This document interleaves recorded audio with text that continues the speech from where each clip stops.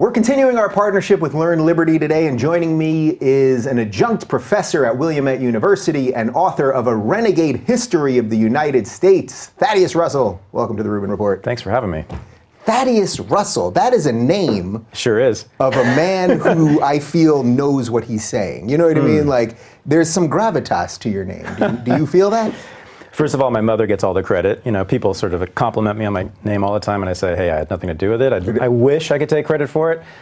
But do you see that as the person Sure. that had the name, like just Thaddeus? I think it's unfortunate because, you know, then I have to be good. Yeah. I have to sort of say things that make sense, and it's a lot of pressure for me. Yeah. Which you just put on me. Thanks a lot. I just put an extra dose of pressure. There you go. And now for an hour, you're going to have to make perfect sense. Oh, man. Because you know about this. This is the internet, podcast. Perfect sense coming up. Video. People are going to judge every word that comes out of your mouth. Yeah, I've noticed that. Yeah. But I'm looking forward to this because we're going to talk about postmodernism. I think you have a slightly different take than some of my previous guests. You have an interesting history. So let's just dive into it. Okay. You grew up in a Marxist household in Berkeley, California.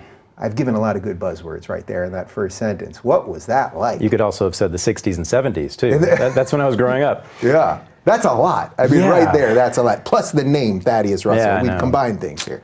I'm kind of done. I mean, we can just stop the interview now. My parents were members of a small Trotskyist sect. It's called the International Socialists. And what they did was they industrialized, which meant that they left their middle-class lives and went into heavy industry and to organize the proletariat for revolution. So my mother became a clerical worker to organize the Secretaries for Revolution. My stepfather, who had gone to Exeter Academy and the University of Chicago, he left his world to become a steel worker and a truck driver. And the mission was to convince the workers to rise up and bring about a communist revolution.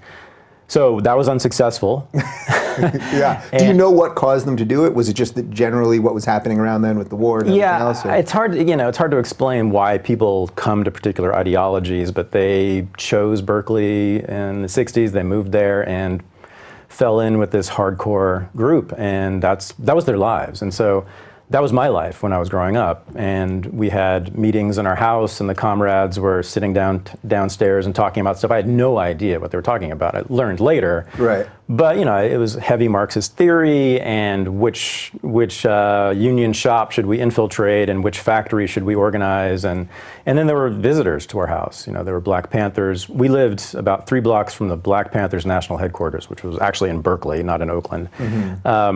And they were around, and sort of hippies were around, and members of the IRA came and gave speeches and stuff like that. So, and my mother, one of the interesting things is that my mother was the dominant figure in my family. She was the heavy-duty intellectual, actually.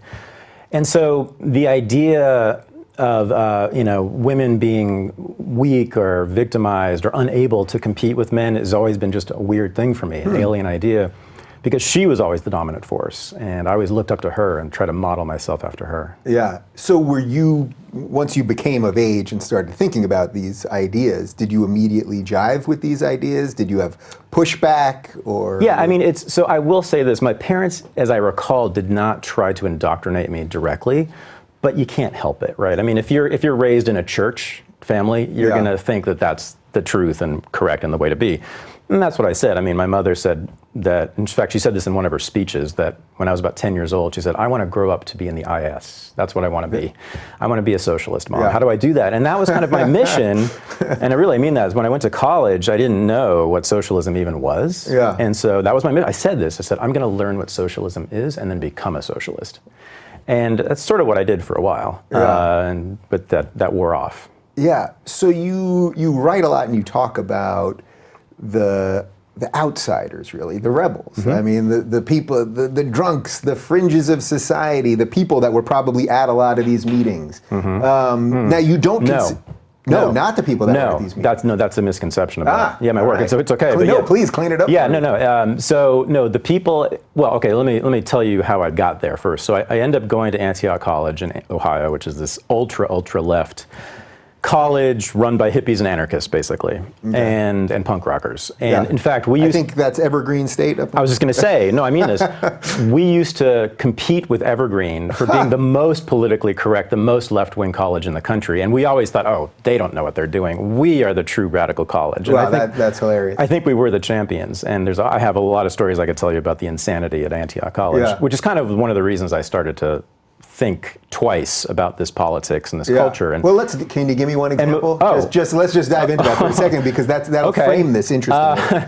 Let me give you two. Yeah. One is just sort of tragic and disgusting, and the other's more comical. The tragic and disgusting one was there were two kids at Antioch in my third year who had an anti-Christian art exhibit. And so they had crosses on the wall, and they had a fire in a barrel in the middle of the room. And at one point, they took one of the crosses down and threw it in the barrel, right?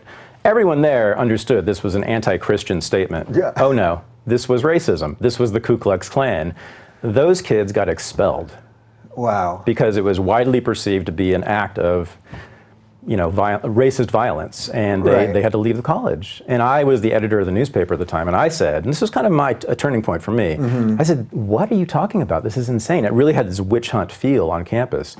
And I felt guilty and bad for having to come to their defense, simply to explain that it had nothing to do with race at all. And that there was this hysteria that really takes no prisoners. I mean, you have to eliminate the evil once you identify it. Yeah. Why do you think that ideology breeds that hysteria? Because we're seeing this literally right now. Yeah. There's something that goes on college campuses. Actually, my mother said this to me when that happened. She said, well, you know what? They need the devil. They need to have a devil. Yeah. As soon as you step on campus, you start reading about the history of oppression. And, I think a lot of that's correct in many ways. There's a lot of bad things that have happened in this country and elsewhere.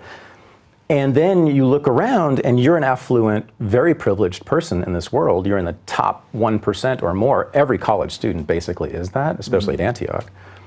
So there is no devil. There is no Bull Connor. There's no one like that around here. So you have to find one. And so what we did was we kind of focused on the administrators, the president, and his evil administrators. We just assumed they inherently have to be evil. We assumed they were evil, and they were out to get us, and so we had to get them. And so one day, one night, two kids broke into the president's office and took a shit on his desk. And that was our statement. That was telling him who was who. It works at many levels. And what was what. Yes. So I mean, those are just two of the most comical, or worst things that happened at Antioch in that way. It was also a very liberating place. I mean, there was a lot of, the hippies were good in some ways. I mean, there was a lot of nudity and smoking pot and lots of sexual freedom, which is gone now on college campuses. And I love that stuff, but I hated this puritanical left-wing culture. And that's when I started to move against it. And then I went to Columbia for graduate school, and everybody there is a Marxist or a socialist or maybe a New Deal liberal, but everybody's on the left, everybody. And this was Upper West Side of Manhattan, as you know. And I needed to be a socialist. And so I started to study as hard as I could to be a socialist and be a socialist historian. I became a labor historian, which is what you're supposed to do. But I started noticing that all of these people didn't care what clothes they wore. They had no idea what movies were playing. They never watched television. They were completely oblivious to the lives of real people. And in particular, I'd say they were actually hostile to the ways in which ordinary Americans chose to spend their leisure time. So popular culture was something that was bad. It was a false consciousness, in fact, right? This is an idea from the Frankfurt School, from Adorno. He said this. He said, popular culture is simply the way the capitalist class maintains control, and so we must do away with it. I said, that's awful. It's worse than awful, it's totalitarian. Yeah, there's many arguments for saying that a lot of pop culture is nonsense and drivel, and I mock it constantly. But also people need an escape. It's also part of human nature. These are the things that rise up that have some resonance with people. Yeah, I want to say it's better than an escape. So, a lot of my work is about Puritanism and its long history, and people aren't really aware of how it carries through to today. So the heart of of Puritanism is the Puritan work ethic. And a lot of people get confused about this. They think it's working hard to get a nice house or a big television or a nice car. It's not. It's the idea that work in itself, no matter what you get for it, is virtuous. So you should work all the time, no matter what you get for it. So popular culture in this country, since it started in the early 19th century, has always been not just an escape from that, it's been in a way a repudiation of that, because the Puritans and their descendants, the Victorians in the 19th century, said all these things are terrible. At that time, it was dime novels, which were the first novels, you know. It was going to the Nickelodeons, it was gambling, it was going to the horse races, sports, all that stuff. They said, we can't do that. That's evil, that's Satan's work. We must avoid that. We must work all the time and raise our families, and that's it. So popular culture for me has essentially been a repudiation of the Puritan work ethic. It's always been this counter force against that in our culture, and there's this constant fight between the two. So you'll see, like in politics, politicians, you won't find a president or a senator until Donald Trump, actually, who hasn't criticized popular culture in some way, right? Because they have to be the models of the sort of puritanical, repressive, good American. God, there's a lot there. I know. Sorry. All right. No. That's great. So, is there, when you're discussing this, it sounds like there's a religious connotation there. And when people hear the word puritanical, they think of a religious connection. But in and of itself, there isn't really a religious connection, right? There's the ideas of a religious authority or something like that, but it's not religious per se. It's not necessarily religious. Right. And so another argument I make, and I think this might resonate with you, is that modern day progressivism and left politics generally is secular religion. It's really secular Christianity. So in particular, I mean, I think you see a lot of Puritanism in left-wing politics, and that's been true for a long, long time. There's actually a couple of very good books about showing that left-wing intellectuals for the last 100 years have been uniformly hostile to popular culture.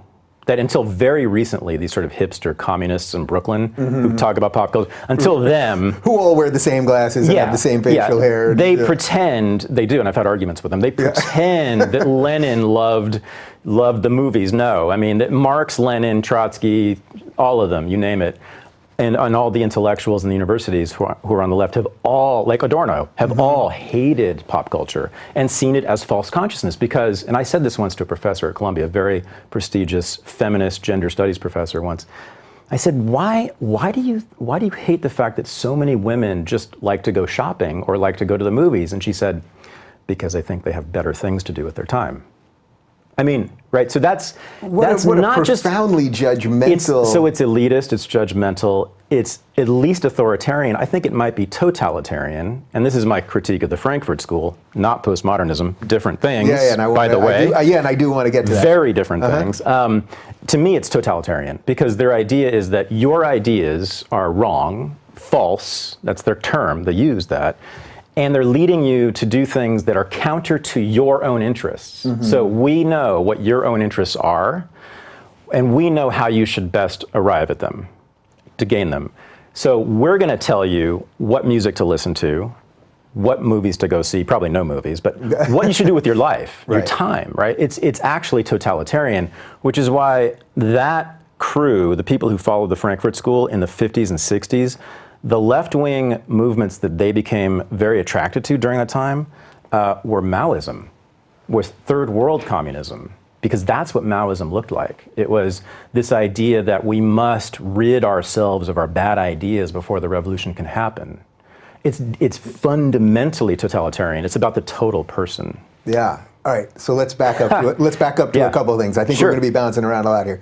So I love this concept of what you said, that Trump was the first one to reject this, because during the election, I think a lot of people noticed, and I think what people partly didn't like about Hillary was that, you know, she's on stage with Katy Perry, then Madonna's doing a thing the day before. Like, just this absolute connection between pop culture and politics that started feeling gross. It started feeling like the powers that be between entertainment and politics were so in bed together. They all hated Trump, and I think that then boosted his support.